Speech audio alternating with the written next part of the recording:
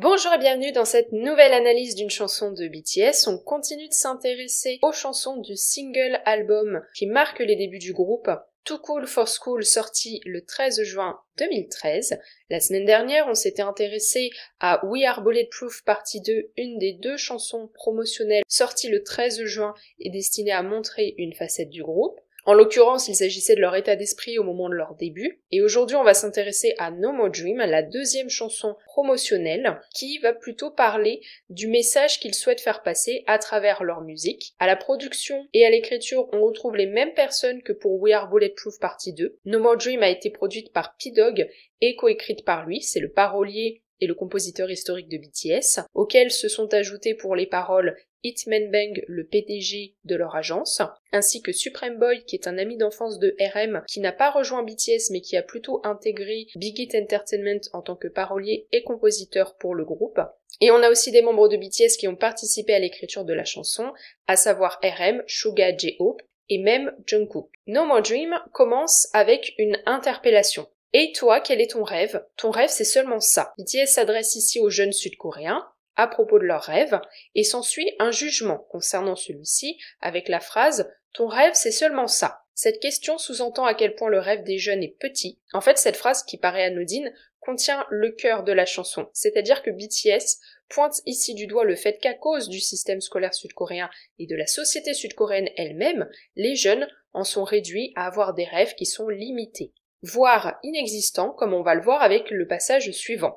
Je veux une grande maison, de grosses voitures et de grosses bagues. Mais en réalité, je n'ai pas de grands rêves. Ah, je vis vraiment une vie facile. Même si je n'ai pas de rêve, personne ne me dit rien. Tout le monde pense de la même manière que moi. Mon enfance remplie de rêves est complètement oubliée. Ne t'inquiète pas pour la fac, j'irai quelque part même si c'est loin. Oui maman, je t'ai dit que je suis en chemin pour la bibliothèque maintenant. Le début de ce passage met en avant la recherche de matérialité inculquée à la jeune génération. On a une opposition entre les biens matériels énumérés versus les rêves. En effet, ces différents biens matériels sont caractérisés par l'adjectif gros, tandis que les rêves sont associés à la négation je n'ai pas. BTS pointe ensuite du doigt le fait que les jeunes n'ont pas de rêve. Cette situation ne semble alarmer personne, même elle semble être un tabou puisque personne n'aborde ce sujet. Une idée dramatique est également associée à ce constat, c'est la mention de l'enfance effacée qui symbolise la période où l'individu a encore des rêves. On a donc une opposition entre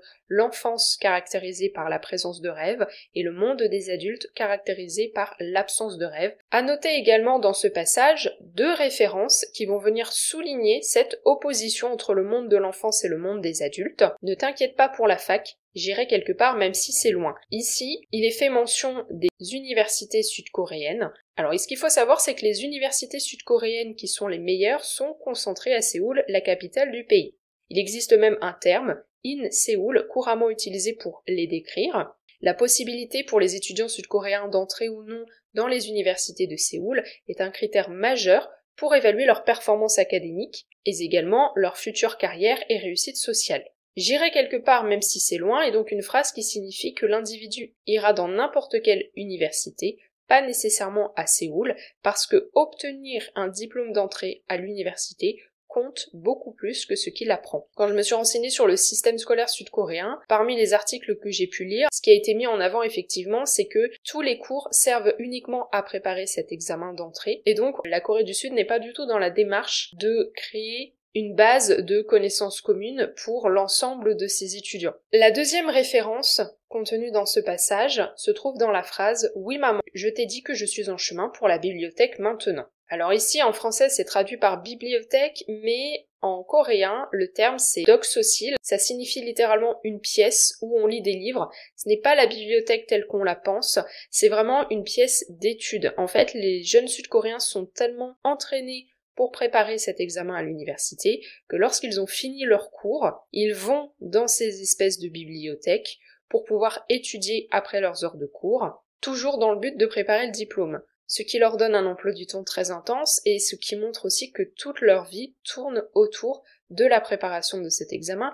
Donc on comprend pourquoi il y a cette pression sociale et aussi pourquoi ils n'ont pas le temps de réfléchir à leurs rêves et qu'ils sont obligés de les abandonner parce que toute leur journée se passe dans l'étude.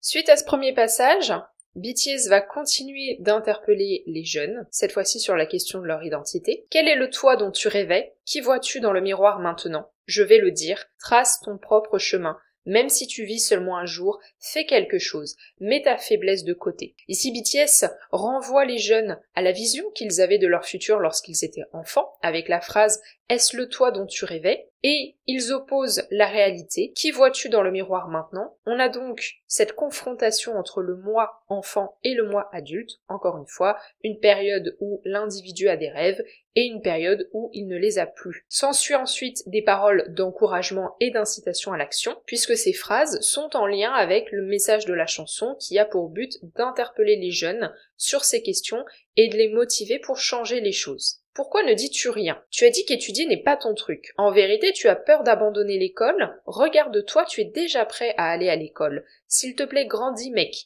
Vous parlez tous avec une mentalité de verre. Arrête, demande-toi si tu as déjà fait de gros efforts. BTS continue ici de pointer du doigt le fait que certaines personnes s'obligent à se conformer aux attentes de la société, malgré le fait qu'elles aient exprimé que ça leur pesait et que ça ne les rendait pas heureux. Tu as dit qu'étudier n'est pas ton truc, regarde-toi, tu es déjà prêt à aller à l'école.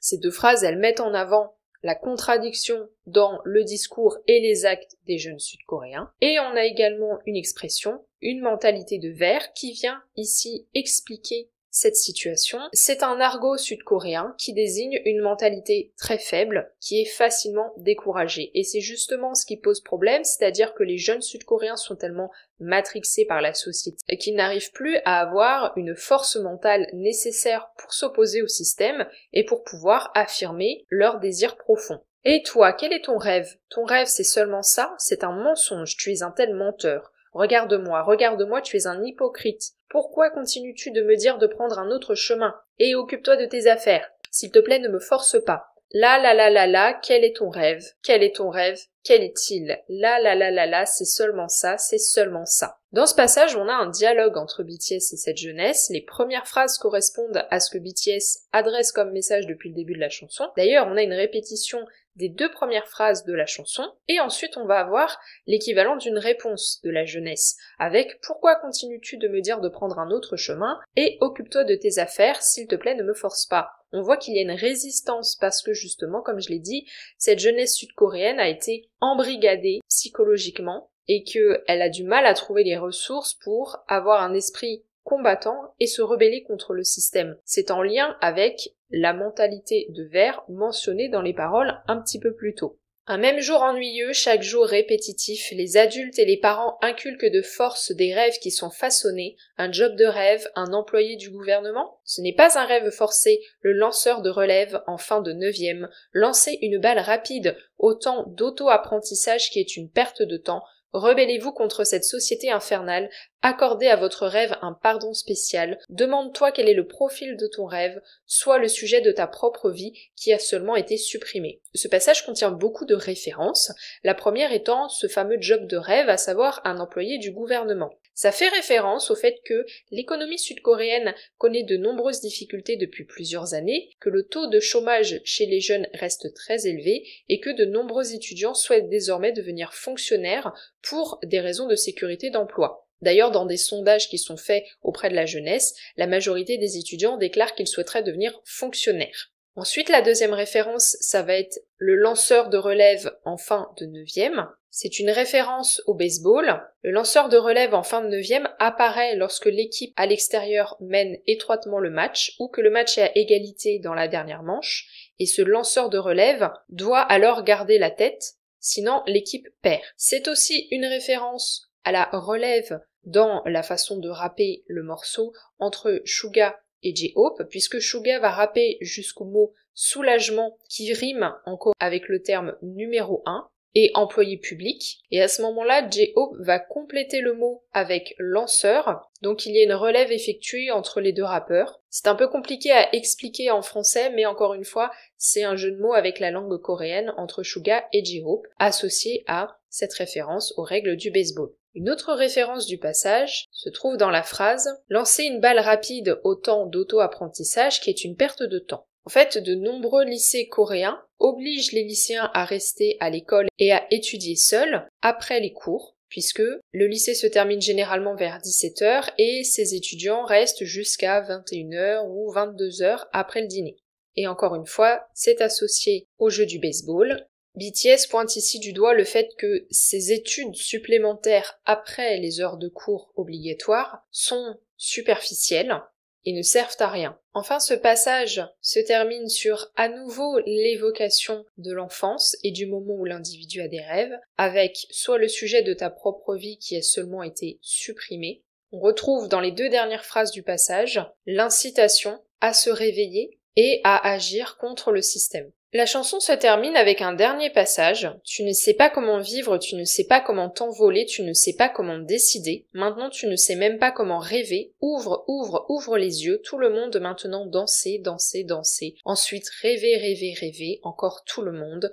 Toi, n'hésite pas, ne sois pas indécis. Ce dernier passage est une répétition des messages contenus tout au long de la chanson. BTS, encore une fois, essaye d'inciter à l'action et à se sortir du matrixage causé par les parents, le système scolaire et la société. Puis, la chanson se termine par une dédicace. C'est pour les jeunes sans rêve. Comme je l'ai dit dans l'analyse, le but de BTS ici est de s'adresser à la jeunesse sud-coréenne, victime du système et coupée de ses rêves d'enfant. En conclusion, cette chanson porte en elle l'intention de BTS vis-à-vis de sa musique, c'est-à-dire qu'ils veulent l'utiliser pour être engagés, pour parler de sujets de société, en s'adressant tout particulièrement à la jeunesse, pour faire changer les choses. Ainsi, No More Dream tente d'agir comme un réveil, BTS essayant tout au long de la chanson d'inciter les jeunes à passer à l'action. On est sur une chanson promotionnelle qui montre l'engagement du groupe et qui distingue aussi la musique de BTS de celle des autres groupes de K-pop, puisqu'à l'époque, le thème de l'amour est prédominant dans la musique. BTS arrive avec leur début sur la scène K-pop, avec des textes qui sont engagés contre les problèmes sociétaux. J'espère que cette analyse vous aura plu. N'hésitez pas à me dire ce que vous en avez pensé en commentaire. Dites-moi également ce que vous pensez de la chanson. Est-ce que c'est une chanson que vous aimez? Que pensez-vous du message qu'elle porte? Est-ce que vous en aviez conscience? Si vous avez aimé le podcast, n'hésitez pas à mettre un pouce bleu et à vous abonner si ce n'est pas encore le cas. Vous pouvez aussi le partager aux personnes autour de vous qui s'intéressent à BTS et à la K-pop. On se retrouve lundi prochain à 18h pour une nouvelle analyse.